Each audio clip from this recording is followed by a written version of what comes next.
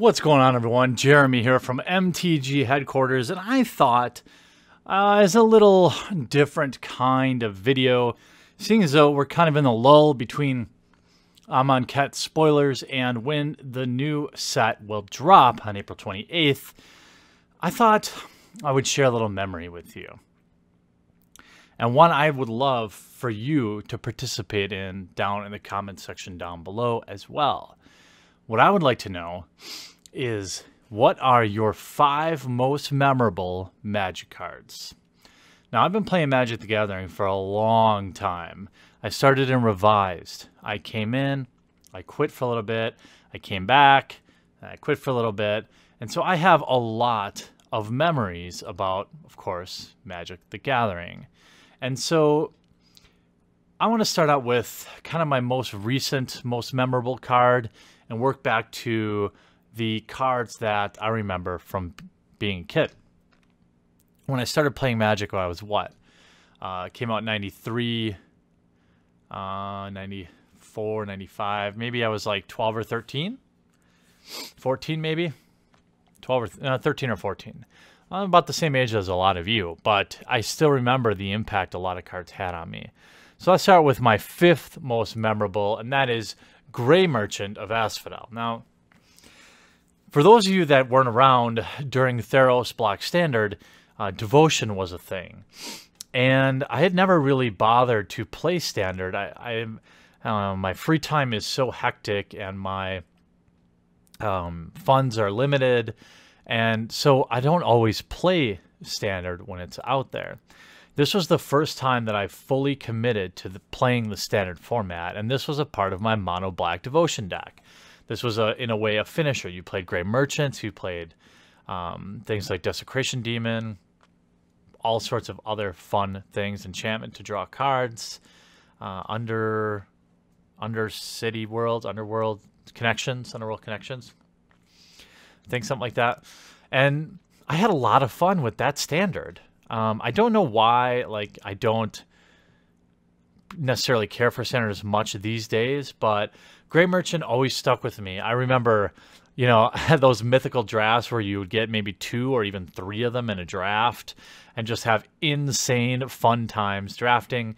And, you know, when it enters a battlefield, each opponent loses X life, where X is your devotion. Basically, each black mana symbol on your side of the battlefield counts for devotion. So if you already have a Gray Merchant in play and you have like a 2 black mana enchantment, that will give you 4 existing, and then when another Gray Merchant comes in, you'd have 6. So you would gain 6 life, they would lose 6 life.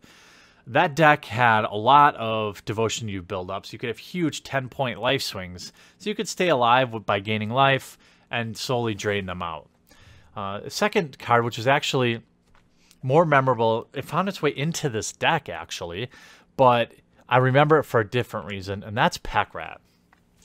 Pack Rat's power, sorry, I'm still rubbing my tooth. I haven't gotten it fixed yet, or it didn't take. Pack Rat's power and toughness are equal to the number of rats you control. Pay 2 and a black, discard a card, put a copy onto the battlefield. So what you would do is play this out on, like, turn 5 if you wanted. So you could immediately make another rat if you needed to. You could go for the glory and play it out on turn 2, but it's then vulnerable to being killed. But the reason I remember it was not just the fact that it was a part of the Standard deck that I played, but it was my first experience really getting into drafting, or Sealed, I think, RTR pre-release. I remember playing against Pack Rat, thinking, not even realizing really, it felt like I was playing against 4D chess. Like, it was like, wow, I'll never beat this card. I don't understand. And opening up a Pack Rat, slamming that in pack 1, pick 1, or playing against it always created a pretty interesting game. Now, of course, it sucks to play against, and it's a lot of fun to play, but most of the great cards are. Now I'm going to go a little bit further into when I just started Magic. One of the most impactful cards I can remember was Royal Assassin. I was just a casual player back then, kitchen table. I played in tournaments, but there was really no formal, like, way to play Magic. You just played it. This card is for 1 and 2 black. It's just a 1/1. It looks totally boring, right? But tap, destroy target tapped creature. And I remember my cousin had one of these, and these were hard to find back in the day, too. Like, what a lot of people don't understand about playing Magic back in the day, or even what the casual Magic scene is like, is you build decks around the cards you have. Like, this whole world of 4 of everything is just relatively new. Back when I played, you just, if you had 2 Royal Assassins, you played them both, and then you played 2 Hypnotic Specters or something. Something that you had. But I remember facing down this card and remembering like, geez, I can't even attack. It's just going to kill my best creature. And then I learned about removal spells, and I realized that Royal Assassin isn't all that great. But it's still fun, and it brings a lot of fond memories. Another card that I always remember never having 4 of in a deck, but was always kind of the creme de la creme of cards that I wanted in my burn deck was Fork. Back then, if I got a Fork as a rare instead of a tropical island, I was jumping up and down. And like I said, back then you have to remember, there was no TCG Player, there was no eBay. I mean, well, I guess there was eBay, but people weren't really selling Magic singles on there that I know of. Maybe they were. I was just too young. I was like 15, And I always remember, man, this would go great in my 4 Lightning Bolt, 4 Disintegrate, 4 Fireball deck. 4 Incinerate. 4 Shock. I think it had, too. And I would just love opening Forks. It was like, back then, you felt like when you ripped a card that you needed for your deck, like you just didn't buy singles. At least I'm a casual player, and I just never thought that way. Right? I could have bought 4 Forks for $10 instead of 3 booster packs and opened no Forks. But I just wanted to open up a Fork.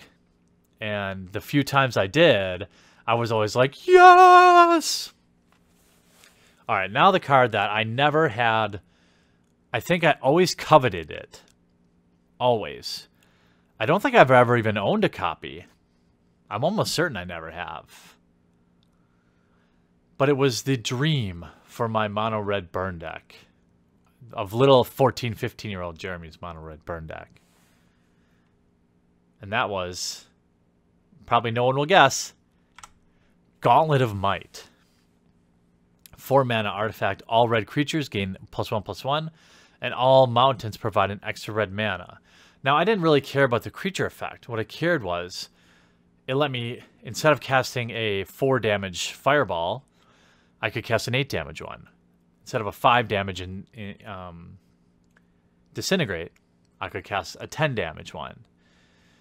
It made all of the, I think I ran, Lava Burst 2 in that deck?